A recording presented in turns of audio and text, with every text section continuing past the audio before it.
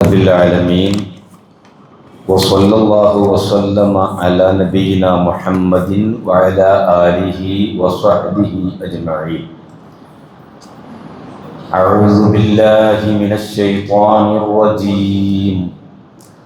بسم الله الرحمن الرحيم. إنما المؤمنون الذين إذا ذكر الله وجلت قلوبهم وإذا تليت عليهم آياته زادتهم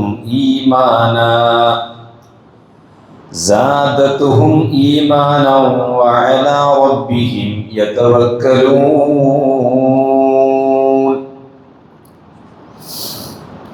قال رسول الله صلى الله عليه وسلم: لو أنكم تتوكلون حق توكله لرزقكم الله كما يرزق الطير تغدو خماصا وتروح بطانا.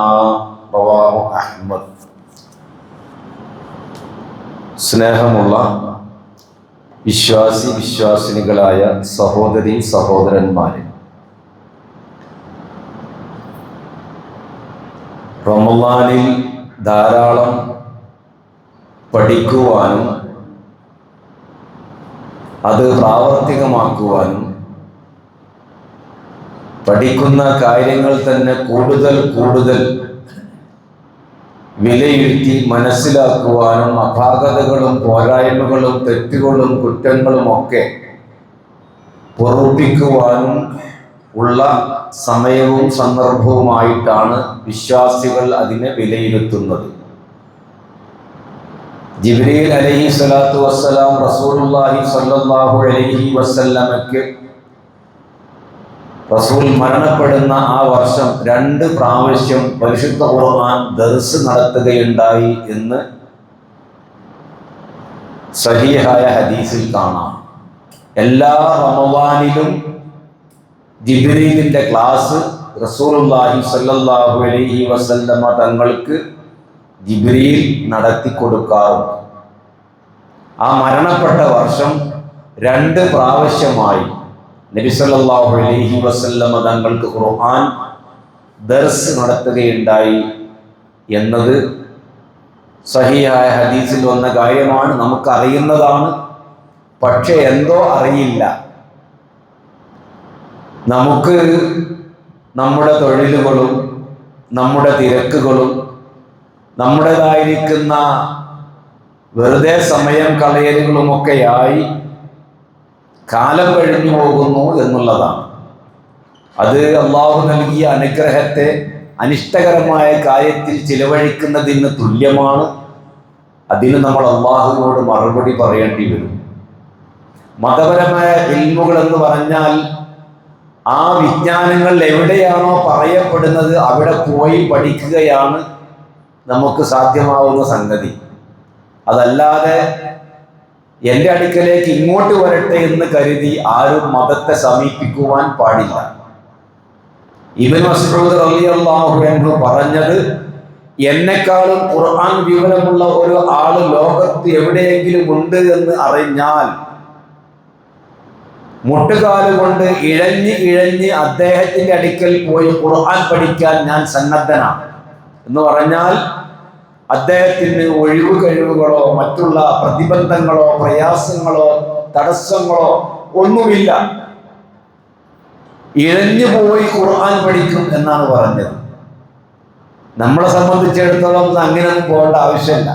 വാഹന സൗകര്യമുണ്ട്, ഇഷ്ടം പോലെ അതിന് വേണ്ട യാത്രാ മാധ്യമങ്ങളുണ്ട്, ഇഷ്ടം പോലെ സൗകര്യങ്ങളുണ്ട്. അപ്പൊ ഈ സൗകര്യങ്ങൾക്കെല്ലാം നാം അള്ളാഹുവിന്റെ അടുക്കൽ നാളെ മറുപടി പറയുമ്പോൾ ഈ സമയവും സന്ദർഭവും നമ്മൾ വീഴ്ച വരുത്തിയതും വെറുതെ കളഞ്ഞതും പായസമയമാക്കിയതും അനാവശ്യത്തിൽ ചിലവഴിച്ചതും ഒക്കെ വലിയ റിക്കാർഡായി വരുമ്പോൾ നമുക്കത് ഭാരമാകുമെന്ന കാര്യത്തിൽ യാതൊരു സംശയവുമില്ല. ഞാൻ നിങ്ങളോട് സംസാരിക്കാൻ ഉദ്ദേശിക്കുന്ന വിഷയം തവക്കുൽ അഥവാ അള്ളാഹുവിൽ ഭരമേൽപ്പിക്കൽ എന്ന തൗഹീദിന്റെ അവിഭാജ്യ ഘടകമാകുന്ന ആ വിഷയത്തെ സംബന്ധിച്ചാണ്. തവക്കുൽ എന്ന് പറയുമ്പോൾ നമുക്ക് എല്ലാവർക്കും അറിയാം, നമ്മൾ എപ്പോഴും പറയുന്നതാ, ബാക്കി ഞാൻ തവക്കലാക്കിയിരിക്കുകയാണ്. ആ തവക്കുൽ എങ്ങനെയായിരിക്കണം, എന്തിനു വേണ്ടിയായിരിക്കണം, തവക്കുൽ എന്നാൽ എന്താണ്, തവക്കുൽ കൊണ്ട് നേട്ടം എന്താണ്, ഇത്യാദി കാര്യങ്ങളെ സംബന്ധിച്ചുള്ള ഒരു ലഘു വിശദീകരണമാണ് ഞാൻ ആഗ്രഹിക്കുന്നത്. ഇവിടെ ഞാൻ നിങ്ങളെ ഓതിക്കേൽപ്പിച്ച സൂറത്തുൽ അൻഫാൽ 2-ാമത്തെ ആയത്തിൽ അല്ലാഹു സുബ്ഹാനഹു വ തആല പറയുന്നത്, ഇന്നമൽ മുഅ്മിനൂന, നിശ്ചയമായും സത്യവിശ്വാസികൾ, അഥവാ ഈമാൻ കൽബിലേക്ക് ഇറങ്ങുകയും തൻ്റെ അവയവങ്ങൾ കൊണ്ട് ഈമാനിനെ പ്രകടിപ്പിക്കുകയും ചെയ്യുന്നവർ, അല്ലാതെ കാനേശുമാരി മുസ്ലിമോ ജനറൽ മാപ്പിളയോ അല്ല. അത് നമ്മൾ മനസ്സിലാക്കണ്ടേ. എന്താ ഈമാൻ എന്ന് പറഞ്ഞാൽ? ഈമാൻ വിശ്വാസം. എന്താ വിശ്വാസം എന്ന് പറഞ്ഞാൽ? ഈമാൻ. ആരെ പറഞ്ഞത്? അൽ ഈമാൻ, അൽ ഈമാൻ മാ വഖഅ ഫിൽ ഖൽബ് വസദ്ദഖ ബിഹി ലിസാൻ വഅമില ബിഹി ജവാരിഹ്. ഇതാണ് ഈമാൻ. ഇവിടെയാണ് നമ്മൾ കൃത്യമായി വിലയിരുത്തേണ്ടത്. വിശ്വാസം എന്ന് പറഞ്ഞാൽ ഹൃദയത്തിൽ ആഴ്ന്നിറങ്ങിയതും തൻ്റെ നാക്ക് കൊണ്ട് തുറന്ന് പ്രഖ്യാപിക്കുന്നതും തൻ്റെ ബാഹ്യമായ അവയവങ്ങൾ കൊണ്ട് പ്രാവർത്തികമാക്കുന്നതുമായ ഈ മൂന്നും കൂടി ഒത്തുചേരുന്ന ഈ സംഗതിക്കാണ് ഈമാൻ എന്ന് പറയുന്നത്. അയാളെ വിശ്വാസമൊന്നുമല്ല, വാക്കിന്റെ അർത്ഥം വിശ്വാസം എന്നാണ്. നമ്മൾ മദ്രസയിൽ പഠിക്കുന്ന കാലത്ത് പഠിച്ച റസൂൽ കൊണ്ടുവന്നതെല്ലാം വിശ്വസിക്കൽ, അല്ലെങ്കിൽ പട്ടാങ്ങാക്കൽ എന്നൊക്കെ പറയും പഴയ ഭാഷയിൽ, അഥവാ ആണയിട്ട് വിശ്വസിക്കൽ എന്നർത്ഥം. അത് അതിന്റെ ഒരു ഭാഗം മാത്രമാണ്. ശൈഖുൽ ഇസ്ലാം ഇബ്നു തൈമിയ്യ റഹ്മത്തുള്ളാഹി അലൈഹി തന്റെ കിതാബുൽ ഈമാനിൽ ഈമാനിന് പറഞ്ഞ വ്യാഖ്യാനം കൽബിലേക്ക് ആഴ്ന്നിറങ്ങിയതും തന്റെ ബാഹ്യമായ അവയവങ്ങൾ കൊണ്ട് പ്രവർത്തിക്കുന്നതും തന്റെ നാക്ക് കൊണ്ട് പ്രഖ്യാപിക്കുന്നതുമായ ആ മൂന്നും കൂടിയ ആ മൂന്നിന്റെ സമുച്ചയത്തിനാണ് ഈമാൻ എന്ന് പറയുന്നത്. അത്തരക്കാരെയാണ് ഖുർആൻ ഇവിടെ ഇന്നമൽ മുഅ്മിനൂന, അങ്ങനെയുള്ള വിശ്വാസികൾ, അല്ലദീന ഒരു കൂട്ടരാണ്, ഇദാ ദുഃഖിറല്ലാഹു, അല്ലാഹുവിനെ സംബന്ധിച്ച് പറയപ്പെട്ടാൽ, സ്മരിക്കപ്പെട്ടാൽ, വജിലത്ത് ഖുലൂബുഹും, അവരുടെ ഹൃദയങ്ങൾ പേടിച്ച് നടുങ്ങി ബേജാറാവുകയാണ്, ഭയപ്പാടിലാവുകയാണ്. നമുക്ക് ഭയപ്പാടുണ്ടോ ഈ ആയത്ത് കേൾക്കുമ്പോ? ഇല്ല. അള്ളാഹിനെ പറ്റി പറയപ്പെട്ടാൽ വജിലത്ത് ഖുലൂബുഹും, അവരുടെ ഹൃദയങ്ങൾ നടുങ്ങുകയാണ്. പിന്നെ വൈദാ തുലിയത് അലൈഹിം ആയാതുഹു, അല്ലാഹുവിന്റെ ആയാത്തുകൾ അവന്റെ മുമ്പിൽ ഓതപ്പെട്ടാൽ സാദത്തുഹും ഈമാന, അവന്റെ വിശ്വാസം വർദ്ധിക്കുകയാണ്. ഈമാൻ ഖുർആനിൽ നിന്ന് ആയത്തുകൾ അള്ളാഹിനെ പറ്റി പറയുന്ന, അവൻ ദൃഷ്ടാന്തങ്ങളെ പറ്റി പറയുന്ന, തൗഹീദിനെ സംബന്ധിച്ച് പറയുന്ന റബ്ബിന്റെ സൂക്തങ്ങൾ അവന്റെ മുമ്പിൽ ഓതപ്പെട്ടാൽ അവൻ ഈമാൻ വർദ്ധിക്കുകയാണ്. ഈമാൻ എങ്ങനെ വർദ്ധിക്കും? കുറയുകയും ചെയ്യും. ചില ആൾ ചോദിക്കാറുണ്ട്, ഈമാൻ കുറയും കൂടുകയും ചെയ്യോ? ആ, ചെയ്യും. അൽ ഈമാൻ യസീദു വയൻഖുസ്, അഖീദത്തെ ഇമാമിങ്ങൾ പറഞ്ഞതാ. ഈമാൻ കൂടുകയും കുറയുകയും ചെയ്യും. അതിന്റെ അർത്ഥം എന്താ? പരിശുദ്ധ ഖുർആനും തിരുസുന്നത്തും കേൾക്കുകയും പഠിക്കുകയും മനസ്സിലാക്കുകയും പ്രാവർത്തികമാക്കുകയും ചെയ്യുമ്പോൾ അവന്റെ കൽബും അവന്റെ അവയവങ്ങളും അവന്റെ കണ്ണും കാതും അവന്റെ നാക്കും എല്ലാം ഒരേ രീതിയിൽ പോകുമ്പോൾ അവൻ ഈമാനിനെ വർദ്ധിക്കും. അതിൽ നിന്നെല്ലാം അകലുമ്പോൾ അവന് ഈമാൻ കുറഞ്ഞ് കുറഞ്ഞ് കുറഞ്ഞു വരും. അതാണ് ഈ ഈമാൻ യസീദു വയൻഖുസു എന്ന് പറഞ്ഞതിന്റെ അർത്ഥം. വിശദീകരിക്കുന്നില്ല.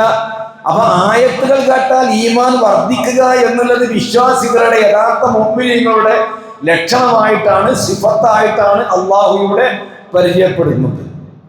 ഒരു കാര്യം കൂടി അള്ളാഹു മുഅ്മിനീങ്ങളെ പറ്റി പറഞ്ഞു, വഅലാ റബ്ബിഹിം യതവക്കലൂൻ. ഇങ്ങനെയുള്ള മുഅ്മിനീങ്ങളായ ആളുകൾ ഈ പറഞ്ഞ രീതിയിൽ അള്ളാഹിനെ പറ്റി പറയപ്പെടുമ്പോൾ പേടി വരികയും അള്ളാഹുവിന്റെ ദൃഷ്ടാന്തങ്ങൾ ഓതപ്പെട്ടാൽ അവർക്ക് ഈമാൻ വർദ്ധിക്കുകയും ചെയ്യുന്നവർ വഅലാ റബ്ബിഹിം യതവക്കലൂൻ, റബ്ബിൽ അവരുടെ രക്ഷിതാവിൽ പരമേൽപ്പിക്കുന്നവരുമാണ് അവർ, തവക്കുലാക്കുന്നവരാണ്. അപ്പൊ ഈമാനും തവക്കുലുമാണ്. ഈമാൻ കൊണ്ടാണ് ഈ ആയത്തിന്റെ തുടക്കം, ഇന്നമൽ മുഅ്മിനൂന. ഈ ആയത്ത് അവസാനിക്കുന്നത് വഅലാ റബ്ബിഹിം യതവക്കലൂൻ, ഈമാന് തവക്കുൽ. അതാണ് ഞാൻ തുടക്കത്തിൽ പറഞ്ഞത്, ഈമാനിന്റെ അവിഭാജ്യ ഘടകമാണ്. ഈമാനിൽ നിന്ന് ഒരിക്കലും മാറ്റി നിർത്താൻ പറ്റാത്ത, തൗഹീദിൽ നിന്ന് ഒരിക്കലും മാറ്റി നിർത്താൻ പറ്റാത്ത സുപ്രധാനമായ ഒരു കാര്യമാണ് തവക്കുൽ. എന്നാൽ എന്താണ് തവക്കുൽ? ഇപ്പൊ ഈമാൻ എന്താന്ന് നമ്മൾ പറഞ്ഞു. എന്താണ് തവക്കുൽ? അൽ ഇൽതിജാഉ ഇലല്ലാഹ്, അല്ലാഹുവിലേക്ക് അഭയം തേടുക, റബ്ബിലേക്ക് വരമേൽപ്പിക്കുക, റബ്ബ് സുബ്ഹാനഹു വ തആലയെ അവലംബിക്കുക. എന്തിന്? ഫീ ജൽബി നഫ്ഇൻ ഔ ദഫ്ഇ ദുർരിൻ, ഒരു ഉപകാരം ലഭിക്കുവാനോ അതല്ലെങ്കിൽ ഉപദ്രവം നീങ്ങുവാനോ. എങ്ങനെ ഏൽപ്പിക്കുക? മഅ ഫിഇലിൽ അസ്ബാബ്, അതിനു വേണ്ട കാര്യങ്ങളൊക്കെ പ്രവർത്തിച്ചതിന്റെ ശേഷം.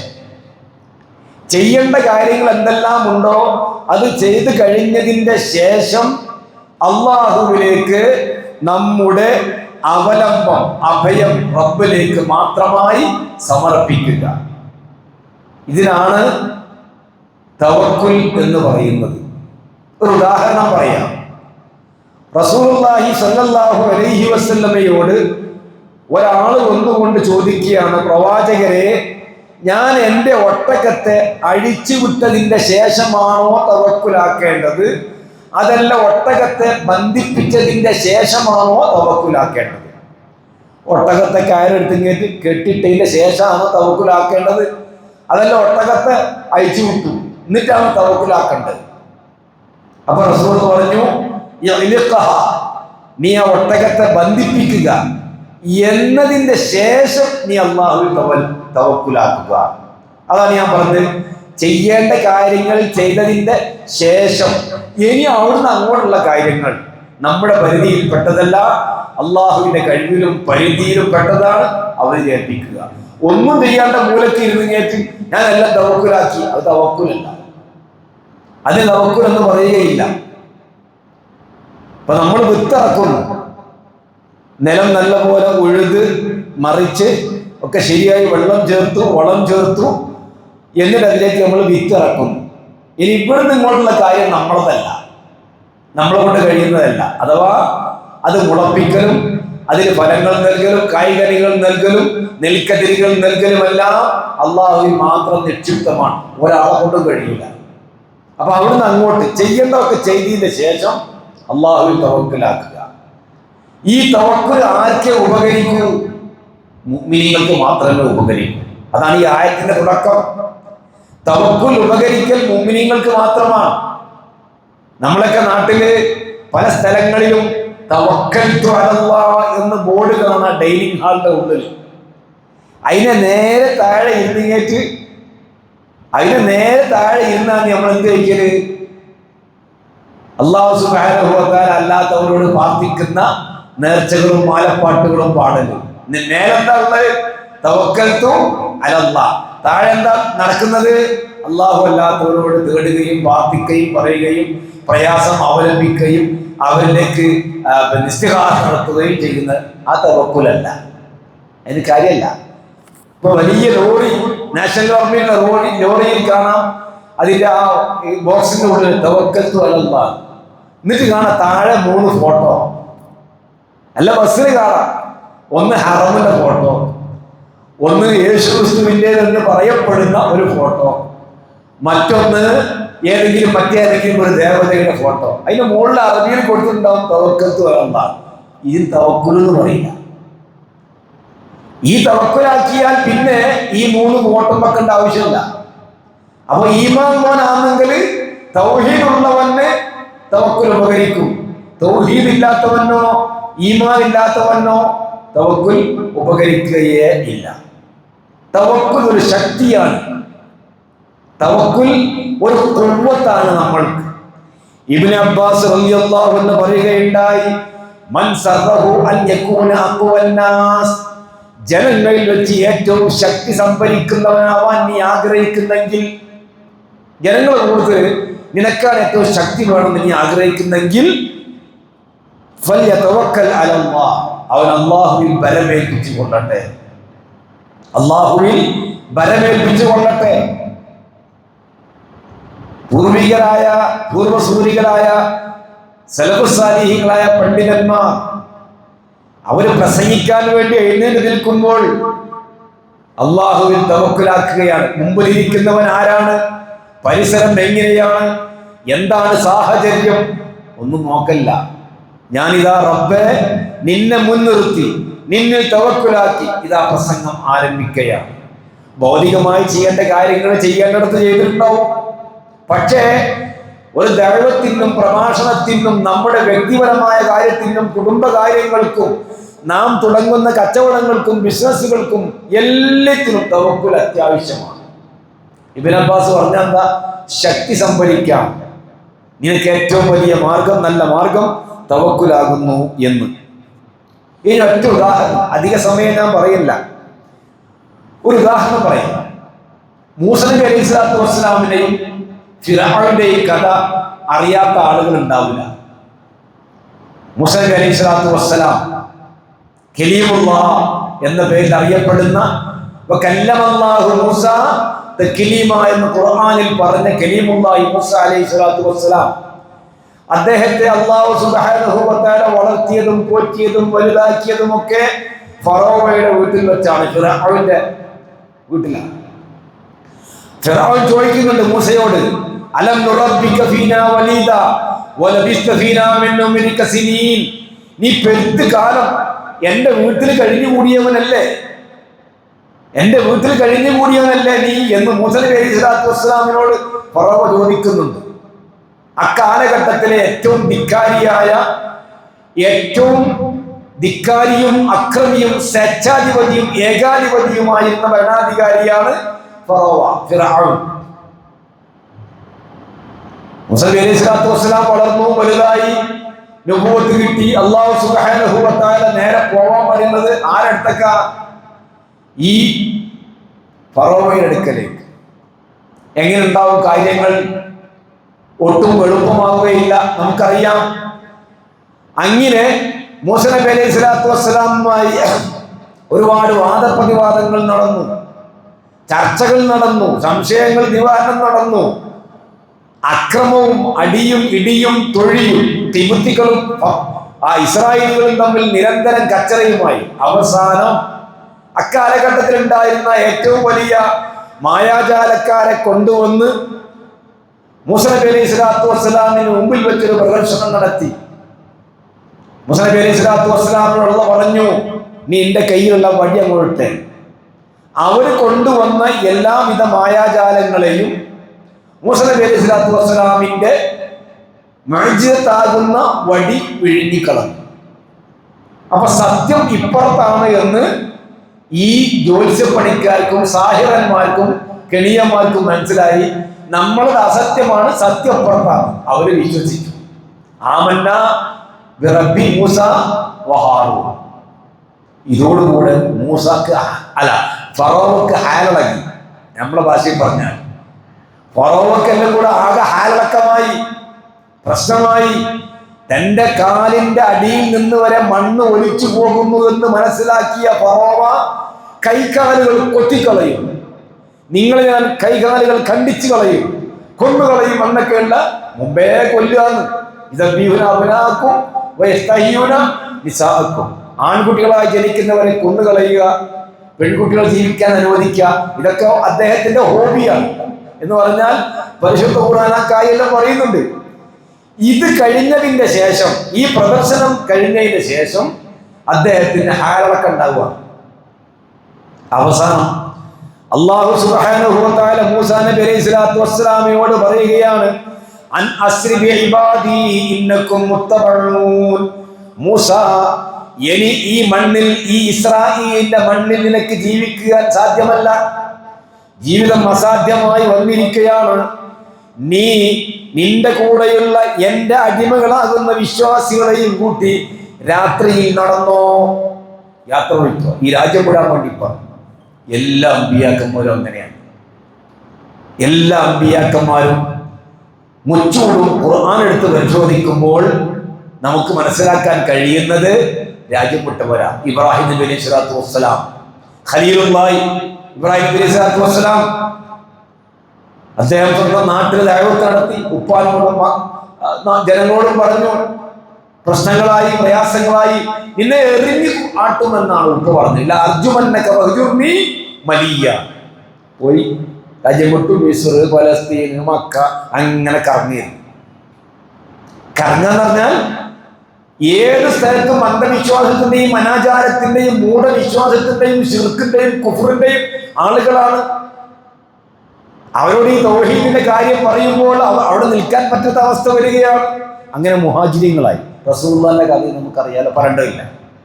അവസാനം മൂസ നബി അലൈഹി സ്വലാത്തു വസ്സലാം തൻ്റെ കൂടെയുള്ള വിശ്വാസികളെയും കൊണ്ട് ചങ്കടന്റെ അടുത്തേക്ക് ചെല്ലുക.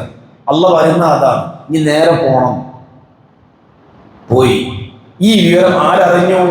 ഈ ധിക്കാരിയായ, ഞാൻ ചുരുക്കി പറയാം, ചരിത്രം ഖസസ് ഷോർട്ടാക്കി പറയാം. ധിക്കാരിയായ ഫറോവ ഈ വിവരം അറിയുകയാണ്. അറിഞ്ഞ ഉടനെ തന്റെ സൈന്യത്തെയുമായി മൂസ നബി അലൈഹി സ്വലാത്തു വസ്സലാമിന്റെയും വിശ്വാസികളെയും പിന്തുടർന്നുകൊണ്ട് ഫറോവ വരികയാണ്. മൂസ നബി അലൈഹി സ്വലാത്തു വസ്സലാമിന്റെ കൂടെയുള്ള ആളുകൾ പിന്നിൽ വരുന്ന ഫറോവയെയും സൈന്യത്തെയും കാണുകയാണ്. ആ രംഗം പരിശുദ്ധ ഖുർആൻ സൂറത്ത് ശുഅറായിൽ വിവരിക്കുന്നുണ്ട്. ഫലമ്മാ തറാ അൽ ജംആൻ, ഈ രണ്ട് സംഘവും കണ്ടുമുട്ടിയപ്പോൾ, കണ്ടുമുട്ടുക എന്ന് പറഞ്ഞാൽ ഇവരങ്ങോട്ട് നോക്കുമ്പോ ഫറോവയും സൈന്യവും ഉണ്ട് നേരെ കാണുന്ന പരിധിയിൽ. അതാ ഫലമ്മാ തറാ അൽ ജംആൻ എന്ന് പറഞ്ഞു. മൂസ നബി അലൈഹി സ്വലാത്തു വസ്സലാമിന്റെ കൂടെയുള്ള ആളുകൾ പറയുകയാണ്, മൂസ ഇന്നാ ലമുദ്റകൂൻ, ഇതാ ഞങ്ങളെ ഇപ്പം തന്നെ പിടികൂടും. വരുന്നത് ഫിർഔനാണ്, അവന്റെ സൈന്യവുമാണ്.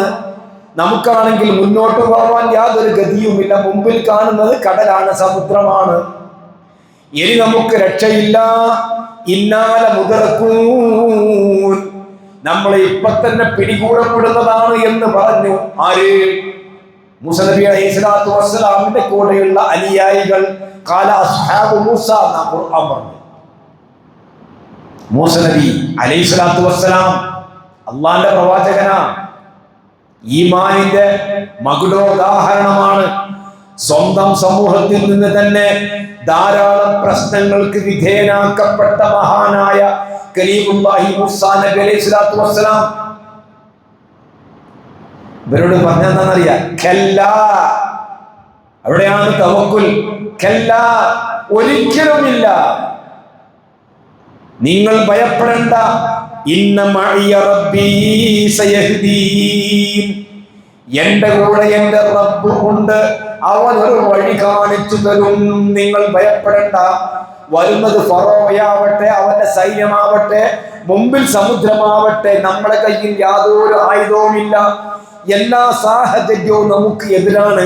പക്ഷേ ഇന്ന മഅിയ റബ്ബീ സയഹ്ദീൻ, എന്റെ റബ്ബ് എന്റെ കൂടെയുണ്ട്, അതുകൊണ്ട് നിങ്ങൾ ഒട്ടും ഭയപ്പെടേണ്ട. ഉടൻ വരുന്നു സമുദ്രത്തിൽ അടിക്കാൻ ഉടനെ. കണ്ട, റബ്ബ് ഒരു വഴി കാണിച്ചു തരും. പിന്നിലുള്ള ആളുകൾക്ക് ആ വഴി മനസ്സിലായില്ല. കാരണം എന്താ? തോണിയോ ബോട്ടോ എന്തെങ്കിലും കപ്പൽ എന്തെങ്കിലും വേണ്ട അക്കരെ കിടക്കാൻ. പിന്നിൽ വരുന്നത് ഫറോവയല്ലേ, ഇതിനെന്ത് വഴി? പക്ഷേ കല്ല, ഒരിക്കലും ഭയപ്പെടരുത്. ഇന്ന മഅിയ റബ്ബീ സയഹ്ദീൻ എന്ന് പറഞ്ഞു. ഉടനെ വരുന്ന അള്ളാന്റെ ഓർഡർ സമുദ്രത്തിൽ അടിക്കാൻ. അടിച്ചു. മൂസ നബി അലൈഹി സ്വലാത്തു വസ്സലാമും അദ്ദേഹത്തിന്റെ കൂടെയുള്ള ആളുകളും നേരെ കടന്നു. ആ സംഭവത്തെ പറ്റി പരിശുദ്ധ ഖുർആൻ പറയുന്നത് സമുദ്രത്തിൽ അടിക്കാൻ വേണ്ടി പറഞ്ഞു. സമുദ്രം പിളർന്നു. ഓരോ ഭാഗവും വലിയ മലന്തിണ്ണ പോലെ ഇങ്ങനെ നടന്നു പോകാൻ വേണ്ടി വെള്ളം ഇങ്ങനെ മാറിങ്ങേറ്റ് ഇങ്ങനെ നിന്നു കൊടുത്തു. നേരെ മൂസ നബിയും ജനങ്ങളും നടന്നു. ഫറോവ് വന്നു. എന്താ സംഭവിച്ചത്? പരിശുദ്ധ ഖുർആൻ പറയുകയാണ്,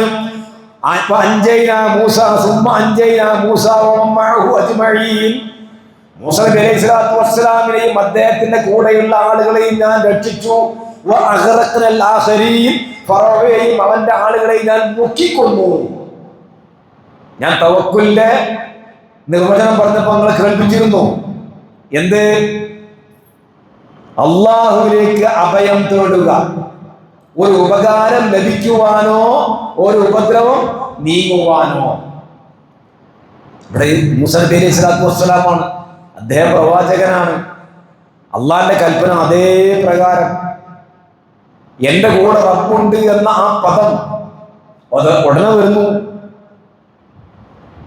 അഞ്ചയാ മൂസ വമഅഹു, രക്ഷപ്പെടുത്തി. അല്ലാത്ത തൊട്ടടുത്ത ആയത്ത് പറയുന്നത് ആഖിർ എന്ന് പറഞ്ഞ ആരാ? ഫറോവയെയും ജനങ്ങളെയും നാം മുക്കിക്കൊല്ലുകയും ചെയ്തു. രക്ഷപ്പെട്ടോ അല്ലേ? രക്ഷപ്പെട്ടു. അവസാനം എന്താ സംഭവിച്ചത്? മൂസ നബി അലൈഹി സ്വലാത്തു വസ്സലാമിന്റെ ആ തവക്കുൽ, എൻ്റെ കൂടെ എൻ്റെ റബ്ബുണ്ട്, നിങ്ങൾ എന്തിന് ഭയപ്പെടണം, എന്തിന് പേടിക്കണം, എന്തിന് നിങ്ങൾ ശങ്കിക്കണം, എന്തിന് നിങ്ങൾ ഇങ്ങനെ അടിയളക്കം ഉണ്ടാവണം? അതിന്റെ ആവശ്യമില്ല. എൻ്റെ റബ്ബാണ് എന്നോട് നിങ്ങളെയും കൂട്ടി മുന്നോട്ട് പോകണം എന്ന് പറഞ്ഞത്. അതാണ് അതിന്റെ കാരണം. എന്നോട് ചെയ്യാൻ പറഞ്ഞ് ഞാൻ ചെയ്തു. ഒരു പ്രവൃത്തി എന്താണോ ചെയ്യേണ്ടത് അത് ചെയ്തതിന് ശേഷം ബാക്കി തവക്കുലാക്കുന്നില്ല നമ്മൾ പറഞ്ഞത്. എന്നോട് പറഞ്ഞു ഇനി എൻ്റെ ആളുകളെ കൂട്ടി നേരെ വിട്ടോന്നാണ്. ഞാൻ പോയി. ആ പറഞ്ഞ പണി നടന്നു, രക്ഷപ്പെട്ടു. ഇതാണ് തവക്കുലിന്റെ ഒരു മാതൃകാപരമായ ഉദാഹരണം. അള്ളാഹുവിൽ വല്ലവനും ബലമേൽപ്പിച്ചാൽ അള്ളാഹു അവന് മതിയായവനാണ്, മതിയാക്കുന്നവനാണ്. അപ്പൊ പിന്നെ നമുക്കൊരു സംശയമുണ്ട്. ഇങ്ങനെയുള്ള അവസരങ്ങൾ വന്നിട്ട് നമ്മൾ പലപ്പോഴും തവക്കുലാക്കല്ല, ഒന്നും നടക്കില്ലല്ലോ. അതിനാ ആദ്യം പറഞ്ഞ കുഴപ്പമാണ്. ഏത്? ഇന്നമൽ മുഅ്മിനൂനൽ ലദീന എന്ന ഈമാനിൽ തകരാറുണ്ടെങ്കിൽ നടക്കില്ല. വിശ്വാസത്തിൽ കുഴപ്പം പറ്റിയാൽ, തൗഹീദിൽ തകരാറ് സംഭവിച്ചാൽ, അഖീദയിൽ പിഴവ് സംഭവിച്ചു പോയാൽ ഒരു തവക്കുൽ കൊണ്ടും ഒരു കാര്യമില്ല. അത് വെറുമ്പർത്താനായിട്ട് പോകുന്നല്ലാണ്ട് യാതൊരു കാര്യമില്ല. അപ്പൊ പിന്നെ നിങ്ങൾ ചോദിക്കും, അങ്ങനെ തവക്കുൽ ഒന്നാണ്, എന്ത് വേണം? തൗഹീദ് ഒന്നാണ്. തൗഹീദിന്റെ ഒരു അവിഭാജ്യ ഘടകമാണ് തവക്കുൽ എന്ന് ഞാൻ തുടക്കത്തിൽ പറഞ്ഞില്ലേ? ഇതാണ് അടുത്ത ഒരു സംഭവം. ഉഹദ് യുദ്ധം നമുക്കറിയാം. അബൂ സുഫിയാൻ മറുപക്ഷത്തായിരുന്ന സന്ദർഭത്തിൽ നടന്ന ഇസ്ലാമിക ചരിത്രത്തിൽ വളരെയധികം പ്രയാസങ്ങളും കാര്യമൊക്കെ ഉണ്ടായ ഒരു യുദ്ധമാണ് ഉഹദ് യുദ്ധം എന്നുള്ളത്.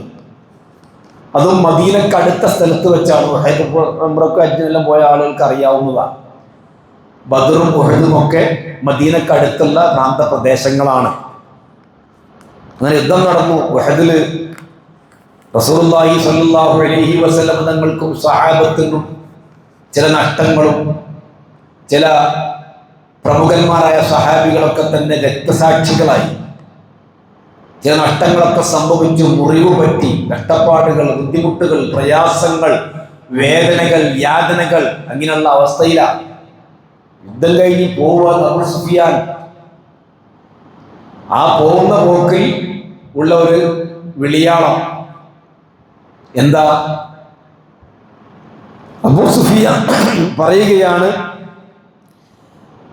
യാ മുഹമ്മദ്, ഓ മുഹമ്മദ്, മൗഇദുനാ അൽ ബദ്റുൽ ഖാബിൽ ഇൻ ശിഅത്. നിനക്ക് താല്പര്യമുണ്ടെങ്കിൽ, നീ ഉദ്ദേശിക്കുന്നെങ്കിൽ നമുക്ക് അടുത്ത ബദർ നടന്ന സ്ഥലത്ത് വെച്ച് വീണ്ടും കാണാം. അതാ ബദറുൽ മുഖ്ബിൽ എന്ന് പറഞ്ഞു. അബൂ സുഫിയാന്റെ വെല്ലുവിളിയാണ്. ഇവിടെ മുറിവ് പറ്റി കിടക്കുകയാണ്, ആളുകൾ മരിച്ച് രക്തസാക്ഷിയായി കിടക്കുകയാണ്, അവരെ മറയുന്ന തിരക്കിലാന്ന് റസൂൽ. അന്നേരത്താണ് ഈ വിളിയാളം.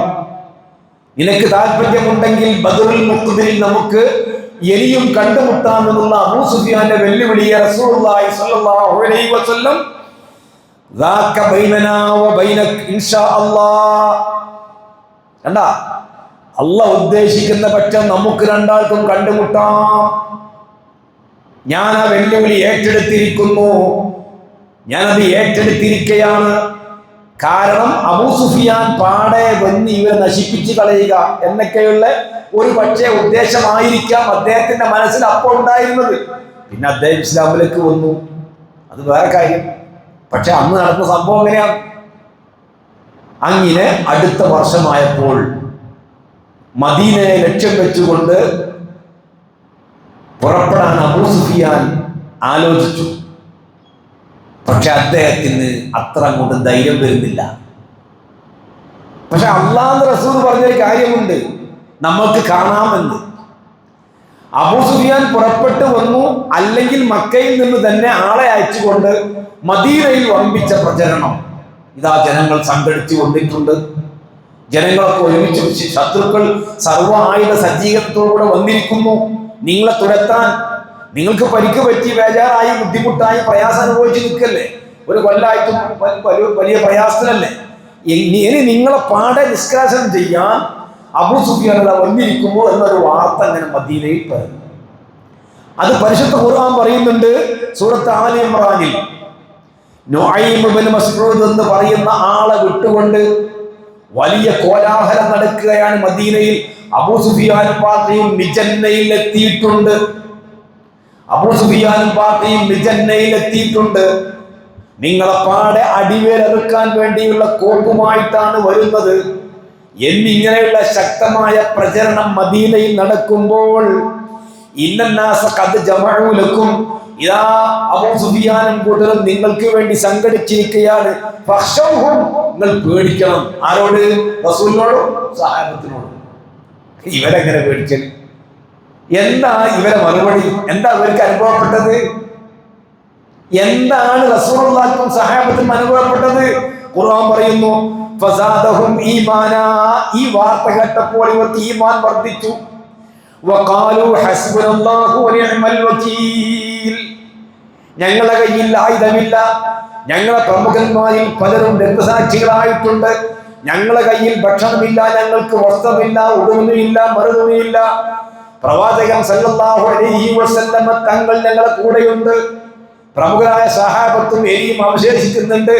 അതിനെല്ലാം ഉപരി ഞങ്ങളെ കൽബിൽ ഈമാനുണ്ട്. ഈമാൻ വർദ്ധിച്ചു. എന്തേ പറഞ്ഞ്? ഹസ്ബുനല്ലാഹു വനിഅമൽ വകീൽ. ആയുധമല്ല, ആൾബലമല്ല, ഭക്ഷണമല്ല, സായുധമല്ല, സജ്ജീകരണമല്ല, ഒന്നുമല്ല. ഹസ്ബുനല്ലാഹു വനിഅമൽ വകീൽ, ഞങ്ങൾക്ക് മതിയാക്കുന്നവനും ഞങ്ങൾ ബലമേൽപ്പിച്ചവനും അള്ളാഹുവാണ്. അള്ളാഹ് എന്ന് പറഞ്ഞാൽ ബലമേൽപ്പിക്കപ്പെടുന്നവരിൽ വെച്ച് ഏറ്റവും ഉന്നതനാണ്, മുൻപിയവനാണ് എന്ന് സഹാബികൾ പറഞ്ഞു. റസൂൽ ആ ആയത്താണ് ആലി ഇമ്രാൻ. ഖാലൂ ഹസ്ബുനല്ലാഹു വനിഅമൽ വകീൽ. വകീൽ എന്ന് പറഞ്ഞാൽ ആരാ? തവക്കുലാക്കപ്പെടുന്നവൻ.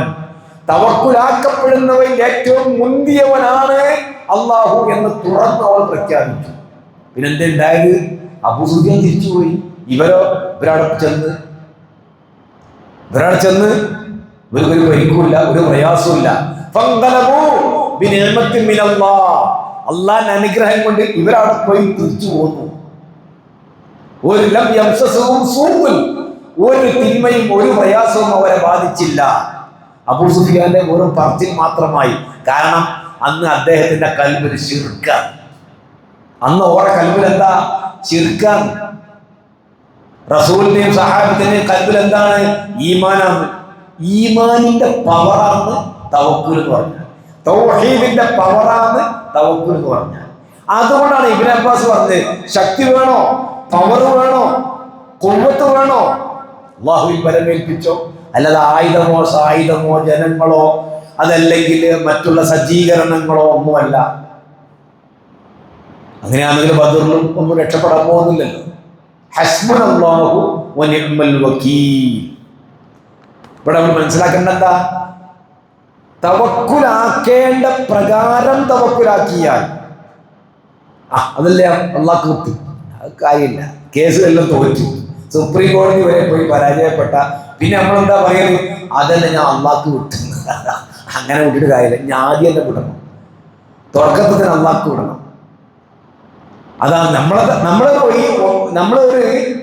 അഴകുഴമ്പൻ തവക്കുല. നമ്മളത് ഒരു അഴകുഴമ്പൻ തവക്കുൽ, ഈമാൻ കൽബിലെ കാലിലിറങ്ങിയ തവക്കുലാണെങ്കിൽ റസൂൽ പറഞ്ഞല്ലോ, നിങ്ങൾ അള്ളാഹുവിൽ ബരമേൽപ്പിക്കേണ്ട മുറപ്രകാരം ബരമേൽപ്പിക്കുകയാണെങ്കിൽ നിങ്ങൾക്ക് അള്ളാഹു സുബ്ഹാനഹു വ തആല റിസ്ക് നൽകുന്നതാണ്.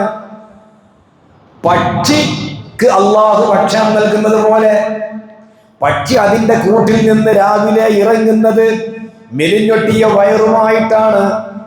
അത് അതിന്റെ ഭക്ഷണം കൊത്തി പെറുക്കി ചിക്കി പെറുക്കിക്കൊണ്ട് അത് ഭക്ഷണം ശേഖരിച്ച് വൈകുന്നേരം തിരിച്ചു വരുന്നത് വയറ് നിറച്ചുകൊണ്ടാണ്. ഇതുപോലെ അള്ളാഹുവിൽ തവക്കുലാക്കേണ്ട പ്രകാരം നിങ്ങൾ തവക്കുലാക്കിയാൽ അള്ളാഹു നിങ്ങൾക്ക് അള്ളാഹ് നിങ്ങൾക്ക് ഉപജീവനം നൽകും, നിങ്ങൾക്ക് റിസ്ക് നൽകും എന്ന് റസൂൽ പറയുകയുണ്ടായി. അപ്പൊ നേരത്തെ രണ്ടും പറഞ്ഞത്, ആ രണ്ട് ഉദാഹരണങ്ങൾ നമ്മൾ മറക്കാതിരിക്കാം. ആ തവക്കുൽ മാത്രമേ ഒരു വിശ്വാസിയെ സംബന്ധിച്ചിടത്തോളം അവന് ഉപകാരപ്പെടുകയുള്ളൂ. ആ രീതിയിലുള്ള തവക്കുൽ മാത്രം. അപ്പൊ നമ്മൾ വീട്ടിൽ നിന്ന് പുറത്തൊക്കെ ഇറങ്ങുമ്പോൾ ബിസ്മില്ലാഹി തവക്കൽതു അലല്ലാഹി ലാ ഹൗല വലാ ഖുവത ഇല്ലാ ബില്ലാഹ്. എല്ലാവർക്കും അറിയില്ലേ? അറിയാത്തവരുണ്ടാ? ബിസ്മില്ലാഹി തവക്കൽതു അലല്ലാഹി ലാ ഹൗല വലാ ഖുവത ഇല്ലാ ബില്ലാഹ്. എന്നാണ് അതിന്റെ അർത്ഥം. നമ്മളെപ്പോഴാണ് അത് പറഞ്ഞു പോരുക? ഒന്നുകിൽ വീട് അടച്ചു പോരുമ്പോൾ, അതല്ലെങ്കിൽ വീട്ടിൽ നിന്ന് നമ്മൾ പോരുമ്പോൾ നമ്മളെ മക്കളും ഭാര്യയും നമ്മുടെ സ്വത്തും നമ്മുടെ മറ്റുള്ള എല്ലാ രേഖയും എല്ലാം വീട്ടിലാണ്. അവർക്ക് പുറത്തേക്ക് ഇറങ്ങുമ്പോൾ അള്ളാഹ് ഒരു ബിസ്മില്ലാ, നിന്റെ നാമത്തിൽ തവക്കൽതു അലല്ലാഹ്, നിന്നെ ഏൽപ്പിച്ചിരിക്കുകയാണ്, ഞാൻ പോവാണ്. വീട് അടച്ചിട്ട് പോരുകയാണെങ്കിൽ എന്നാൽ കഴിയുന്ന ബന്ധവസ്ഥെല്ലാം ചെയ്തിട്ടുണ്ട്, കൂട്ടിയിട്ടുണ്ട്, എല്ലാം അടച്ച് റെഡിയാക്കിയിട്ടുണ്ട്, ലൈറ്റെല്ലാം ഓഫാക്കിയിട്ടുണ്ട്. എന്നാൽ കഴിയുന്ന അതൊക്കെയാണ്, അത് ഞാൻ ചെയ്തിട്ടുണ്ട്. ഇനി ഇവിടുന്ന് അങ്ങോട്ട് ഉള്ള കാര്യം നീയാണ്. പിന്നെ വീട്ടുകാർ അവിടെ ഉണ്ടെങ്കിൽ, വീട്ടിൽ നമ്മളെ ഭാര്യയും മക്കളും ഒക്കെ ഉണ്ടെങ്കിൽ അള്ളാഹുവേ ഞാൻ പോവുകയാണ്, എൻ്റെ ഭാര്യയും മക്കളും ഭക്ഷണവും സൗകര്യവും എൻ്റെ പണവും എൻ്റെ സ്വർണവും മറ്റും മറിച്ചും വണ്ടിയും കാറും എല്ലാം പടയാണ്. ഇതെല്ലാം തവക്കൽതു അലല്ലാഹ്, നിന്നെ ഏൽപ്പിച്ചിരിക്കുകയാണ്. ലാ ഹൗല വലാ ഖുവത ഇല്ലാ ബില്ലാഹ്, നിന്നെ കൊണ്ടല്ലാതെ യാതൊരു ശക്തിയും യാതൊരു കഴിവും ഇല്ല എന്ന് അടിയുറച്ച് വിശ്വസിച്ചുകൊണ്ടാണ് ഞാൻ നിന്നെ ഏൽപ്പിക്കുന്നത്. ഇവിടുന്ന് അങ്ങോട്ടുള്ള ഒരു കാര്യവും നോക്കാനോ കൈകാര്യം ചെയ്യാനോ എന്നെ കൊണ്ട് സാധ്യമല്ല, അത് കഴിയുന്നവൻ നീ മാത്രമാണ്. തവക്കൽതു അലല്ലാഹ്, നിന്നിൽ ബലമേൽപ്പിച്ചിരിക്കുകയാണ് എന്ന് പറഞ്ഞാൽ മതി. ഇങ്ങനെ നമ്മൾ പുറത്തിറങ്ങുമ്പോൾ ഒരു വിളിയാളമുണ്ട് എന്നാണ്. യുഖാൽ ലഹു, അവനോട് പറയപ്പെടും. യുഖാൽ ലഹു, ഈ മനുഷ്യനോട് പറയപ്പെടും. നമ്മൾ ഇങ്ങനെ പറഞ്ഞ് ഒറിജിനൽ തവക്കുൽ ചെയ്ത് പുറത്തേക്ക് ഇറങ്ങിയാൽ ഖുദീത വ ഖുഫീത വ വുഖീത വ തനഹ അൻഹു ശൈത്താൻ. അല്ലാഹുവിന്റെ നാമത്തിലാണ്, ബിസ്മില്ലാഹി തവക്കൽതു അലല്ലാഹ്. അപ്പൊ അവനോട് പറയപ്പെടും, ഖുദീത, നിനക്ക് ഹിദായത്ത് കിട്ടിപ്പോയി, നീ നേരങ്ങത്തിലാണ് പോകുന്നത്. വ ഖുഫീത, നിനക്ക് അല്ലാഹു മതി. വ വുഖീത, നീ സംരക്ഷിക്കപ്പെട്ടിരിക്കും. വ തനഹ അൻഹു ശൈത്താൻ, പിശാച് മെല്ലെ അവനിൽ നിന്ന് മാറി മാറി നീങ്ങി പോകും. കാരണം എന്താ? ഇവിടെ നിന്നിട്ട് കാര്യമില്ല, ഇവനെടുത്ത പണി അങ്ങനത്തെ പണിയാണ്. അള്ളാന്റെ നാമത്തിൽ തവക്കുലാക്കി കയറ്റി എല്ലാ കഴിവും അള്ളാഹ് ഏൽപ്പിച്ചു. എനിക്ക് ഒരു കഴിവില്ല, ഞാൻ പോവാം. പിശാച് അവിടുന്ന് നീങ്ങി പോകുന്നതാണ്. പോകുന്ന പോക്കിൽ വേറൊരു പിശാച് ഇവനെ കാണുന്ന, പോകുന്ന പോക്കില് പിശാച് മറ്റൊരു പിശാച് ഇവനെ കാണും. അപ്പൊ എപ്പോഴും ശൈത്താൻ നാശം, മറ്റൊരു ശൈത്താൻ ഇവരോട് ചോദിക്കും, അല്ല ഇങ്ങനെ പോകുന്നു, കൈഫലക്കബി റജുലിൻ, കൈഫലക്കബി റജുലിൻ, ഇനി ആണെന്നൊരു കാര്യമില്ല, ഞാൻ പോകുന്നു. കാരണം എന്താ? ഹുദിയ വകുഫിയ വമുഖിയ. അവന് ഹിദായത്ത് സന്മാർഗദർശനം കിട്ടിയ ആളാണ്. പിന്നെയോ ഓൻ അള്ളാനെ മതിയാക്കിയ ആളാണ്. അള്ളാഹ് മതി എന്ന് പറഞ്ഞ ആൾ തവക്കുലാക്കിയിരിക്കുകയാണ്. ഓനെ സംരക്ഷണം മുഖിയ, അവന് സംരക്ഷണം കിട്ടിപ്പോയി. ഇനി ഞാനാണ് നിന്നിട്ട് കാര്യമില്ല എന്ന് പറഞ്ഞ് മറ്റേ ശൈത്താനോട് സലാം പറഞ്ഞ് പോകുന്ന. എന്താണ് ആ പ്രാർത്ഥന?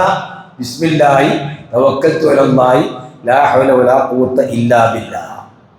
കണ്ട റസൂലുള്ളാഹിന്റെ ഹിജ്റ അവരോട് പറഞ്ഞ് ഞാൻ അവസാനിപ്പിക്കാം. റസൂലുള്ളാഹിന്റെ ഹിജ്റ എല്ലാവർക്കും അറിയാം. അള്ളാഹുവിന്റെ റസൂൽ സല്ലല്ലാഹു അലൈഹി വസല്ലമ പെട്ടെന്ന് സുപ്രഭാതം ഞാൻ പോവാന്ന് പറഞ്ഞ് പോയതല്ല. അള്ളാഹിന്റെ ഓർഡർ വന്നു. അബൂബക്കർ റളിയല്ലാഹുവിന്റെ വീട്ടിൽ ചെന്നു. അലി റളിയല്ലാഹുവിനെ വിളിച്ചു. അവിടെയുള്ള ചില തൻളീമാത്തുകൾ, ചില ക്രമീകരണങ്ങളൊക്കെ നടത്തി. ഹിജ്റ പോകാൻ പറഞ്ഞ ഉടനെ നേരെ ഞാൻ പോകാൻ പോയക്കല്ല. എന്താ ചെയ്തത്? അലി റളിയല്ലാഹുവിനോട് പറഞ്ഞു ഇനി ഇവിടെ കിടക്കണം. അബൂബക്കർ റളിയല്ലാഹു പറഞ്ഞു ഞാൻ കൂടെ പോരും. അന്നാ പോയ മൂന്നാമത്തെ പ്രഭാതത്തിൽ അവിടേക്ക് ഒരു വാഹനവുമായി വരാൻ വേണ്ടി അബ്ദുല്ലാഹി ഇബ്നു ഉറൈഖത്ത് എന്ന ഒരു മുശ്രിക്കിനെ ഏൽപ്പിച്ചു. പിന്നെ ഇവിടെ നടക്കുന്ന വാർത്തകളൊക്കെ എത്തിച്ചു കൊടുക്കാൻ വേണ്ടി ആളെ ഏർപ്പാടാക്കി, ഭക്ഷണം കൊണ്ടുപോകാൻ വേണ്ടി ആളെ ഏർപ്പാടാക്കി, എല്ലാ തൻളീമാത്തുകളും ചെയ്തു. എന്നിട്ട് റസൂലും അബൂബക്കർ റളിയല്ലാഹുവിനും കൂടെ ഹിറായിൽ പോയി. ഒളിച്ചോട്ടമല്ല, അവനെ നാട്ടിൽ തന്നെ ഒളിച്ചോടലാന്ന്. അതിന് ഒളിച്ചോട്ടം എന്ന് പറയും ഇല്ല, താൽക്കാലികമായ ഒരു മാറി നിൽക്കുക. ഹിജ്റ ഒളിച്ചോട്ടമല്ല. അവിടുന്ന് അങ്ങോട്ട് മദീനത്തൊക്കെ പോയതും ഒരു ഒളിച്ചോട്ടം അല്ല. അങ്ങനെ ഏർപ്പാടാക്കി ചെയ്യേണ്ട എല്ലാം ചെയ്തു. എന്നിട്ട് ഹിറായിൽ പോയി അവിടെ താമസിച്ചു. അബൂബക്കർ റളിയല്ലാഹുവിന്റെ കൂടെയുണ്ട്. അബൂബക്കർ റളിയല്ലാഹുവിന്റെ പ്രത്യേകത എന്താ? റസൂൽ എന്ത് പറഞ്ഞാലും കൂടെ. സാഹിബ് റസൂലില്ല എന്ന അദ്ദേഹത്തിന്റെ പേര്. ഖുർആനിൽ പറയുന്നുണ്ട്. ഖുർആനിൽ സാഹിബ് എന്ന് പറയുന്നുണ്ട്. സന്തത സഹചാരി, സുഹൃത്ത് എന്നൊക്കെ അതിന്റെ അർത്ഥം. അങ്ങനെ അവിടെ ശബ്ദ കോലാഹലങ്ങൾ വരെ ഈ അന്വേഷകന്മാരുടേത് ആര് കേൾക്കുന്നു? അബൂബക്കർ റളിയല്ലാഹു കേൾക്കുക. അവരെ കാലിങ്ങനെ കാണുക. ഈ ഗുഹയുടെ അകത്തു പുറത്തേക്ക് നോക്കുമ്പോൾ, ഗുഹയുടെ അകത്തുനിന്ന് പുറത്തേക്ക് നോക്കുമ്പോൾ കാൽപാദങ്ങൾ കാണുക. അബൂബക്കർ റളിയല്ലാഹു അൻഹു റസൂലുള്ളാഹിയോട് പറയുകയാണ്, പ്രവാചകരെ ലൗ നദറ അഹദുൽ മുശ്രികീന തഹത ഖദമൈഹി ലാ ബുസറനാ. അവരേതെങ്കിലും ഒരുത്തൻ കുനിഞ്ഞു നിന്നുകൊണ്ട് നോക്കിയാൽ നമ്മളെ അവൻ കാണും. അത്രക്ക് അടുത്തെത്തിയിരിക്കുന്നു. ഒന്ന് കുനിഞ്ഞു നിന്ന് ഈ ദ്വാരത്തിലേക്ക് നോക്കിയാൽ, ഈ ഹാറിലേക്ക് നോക്കിയാൽ നമ്മളെ കാണും. അത്രക്ക് അടുത്താണ് കാര്യം. നേരത്തെ മൂസ നബി അലൈഹി സ്വലാത്തു വസ്സലാമിനോട് അദ്ദേഹത്തിന് ജനങ്ങൾ പറഞ്ഞതുപോലെ ഇന്നാല മുദ്റക്കൂൻ എന്ന് പറഞ്ഞില്ലേ, ഇതുപോലെ കാണുന്നു.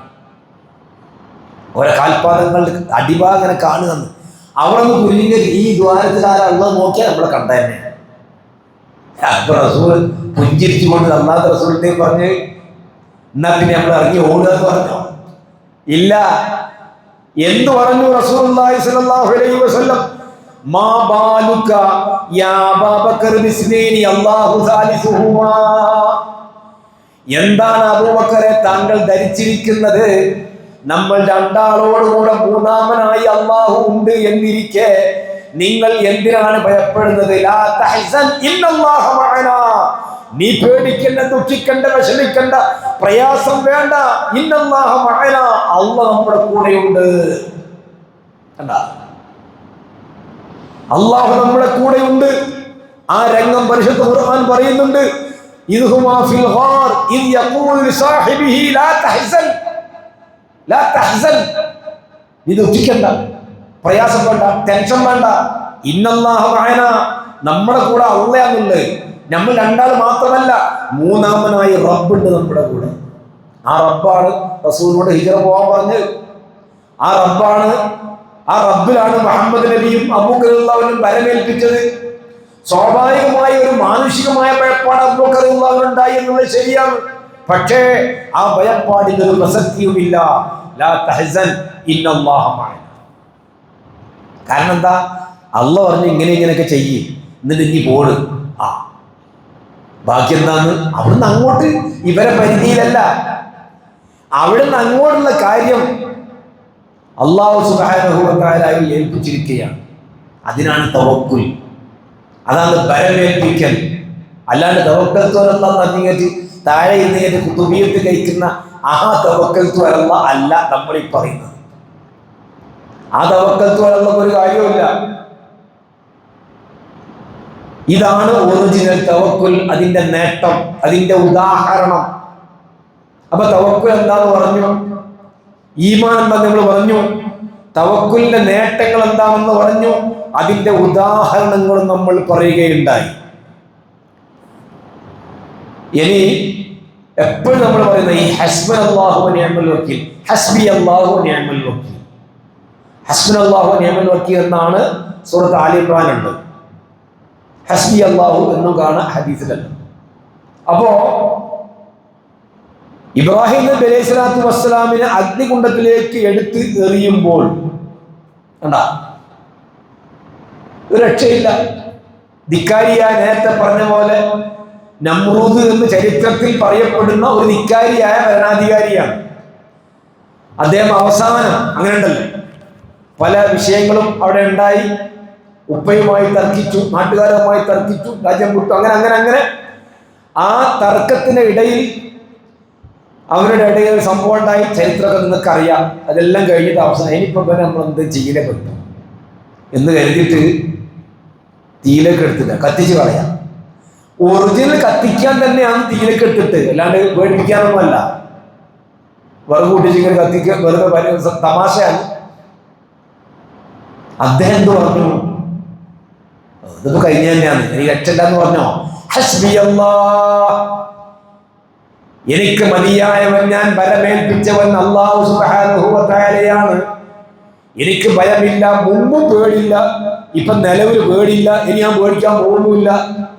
അതാ, എനിക്ക് മുമ്പേ പേടില്ല, ഇപ്പൊ നിലവിൽ എന്റെ മനസ്സിന് പേടിയില്ല, മുമ്പും ഇല്ല, ഇപ്പോഴും ഇല്ല, ഇനി പേടിക്കാൻ പോകുന്നില്ല. ഹസ്ബി അല്ലാഹു വ നിഅമൽ വക്കീൽ, എനിക്ക് മതിയായവനും ഞാൻ ബലമേൽപ്പിച്ചത് ആരെയാണ്?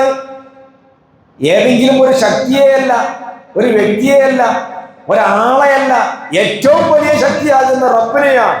നിഅമൽ വക്കീലാണ് അവൻ. നിഅമൽ വക്കീൽ എന്ന് പറഞ്ഞാൽ എന്താ? ബലമേൽപ്പിക്കപ്പെടുന്നവരിൽ വെച്ച് ഏറ്റവും മുന്തിയവനാണ് അവൻ. എന്തേ സംഭവിച്ചത്? ഖുൽനാ യാ നാറു കൂനി ബർദം വസലാമൻ അലാ ഇബ്രാഹിം. ഒന്നും സംഭവിച്ചില്ല. അതിന്റെ ആശയപ്പതാണ്. അദ്ദേഹം സുരക്ഷിതനായി രക്ഷപ്പെട്ട് ഒരു പോറൽ പോലും ഏറ്റില്ല. തീയിന്റെ പ്രകൃതി മനുഷ്യനെ കരിക്കലാണ്.